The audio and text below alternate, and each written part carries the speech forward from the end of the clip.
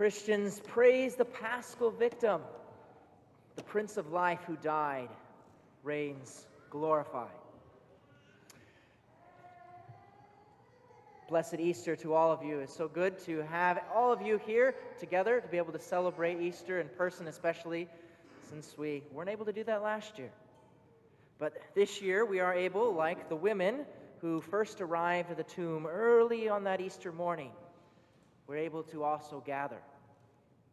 Of course, they did not know exactly what to expect. They came to anoint Jesus' body. Because what other reaction could somebody possibly hope for but sorrow? Death can't be undone, can it? But they found the tomb was empty, and the angelic guard proclaimed, "Do not be amazed. You seek Jesus of Nazareth, the crucified. He is not here. He has been raised." And yet, they did not know what this was to mean. And one of these women, the Magdala, we hear in the gospel this morning, afraid of the Lord's body had been stolen, she sought out Peter and John. And the two of the apostles rush back to see for themselves. And they too find the tomb empty. And all they see are the burial cloths left behind. And this little detail tells us something about the nature of these burial cloths, revealed that something unique had happened, something more must be going on. But it also says that they did not yet understand the scriptures that said he had to rise from the dead. So the burial cloths being left there in the tomb, it represents something more that Jesus also left behind. And to understand what his rising from the dead means for each of us, we need to consider who was Jesus Christ before his resurrection, and what was different about him after he rose. Well, before the resurrection, Jesus had come as God and man. The eternal Word was united to a nature that belongs to our fallen human race. He became like us in all things except for sin. He took upon all of those things that are consequences of sin, though he himself did not sin.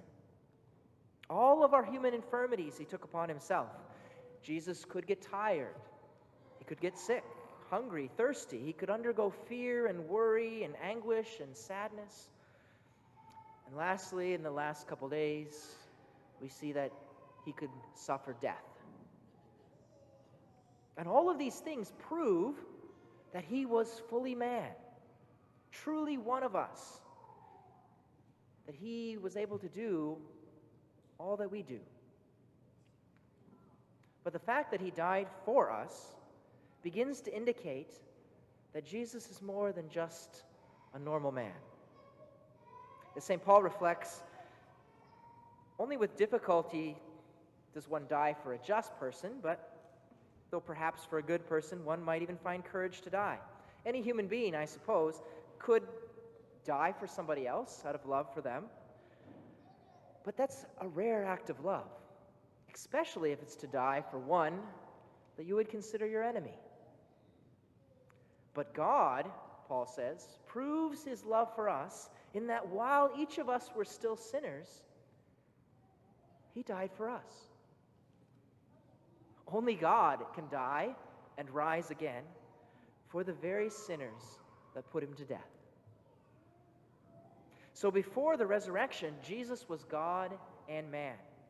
And in leaving the grave, we might wonder, in rising from the dead, did Jesus leave behind human nature? Did he leave humanity? Did he leave us behind with those burial cloths in the tomb?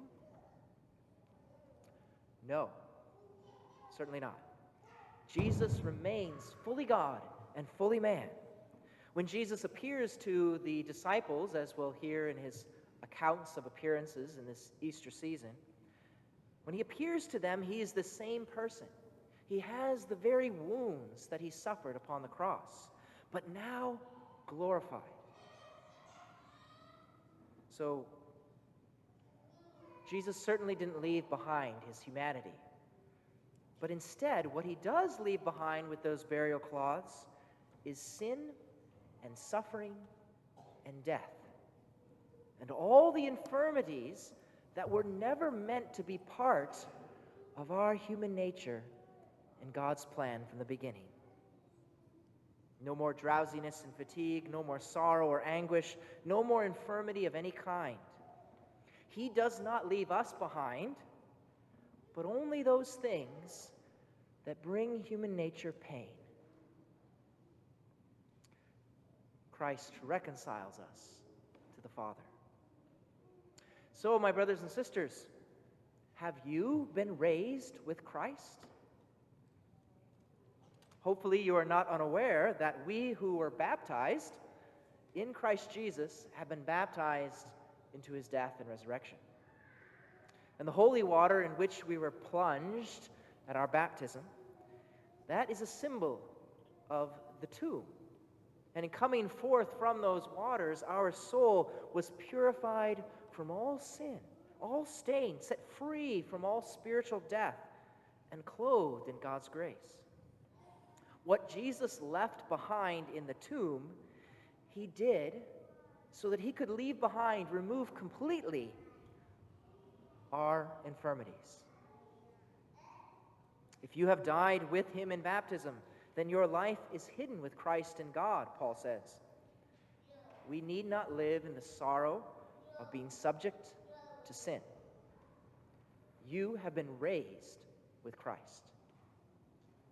If then you have been raised with Christ, seek what is above. The whole of the Christian life is one allowing the risen Christ to live in each of us. Only by his grace can we, in a sense, die each day to sin and to rise to new life with him. And some days this may feel extremely difficult, even impossible to follow him. But do you think that Jesus would go through all that he has gone through just to allow you to perish? I don't think so. If we desire him, if you strive to seek what is above, he will not fail to raise you to new life. I live now, no longer I, but Christ lives in me.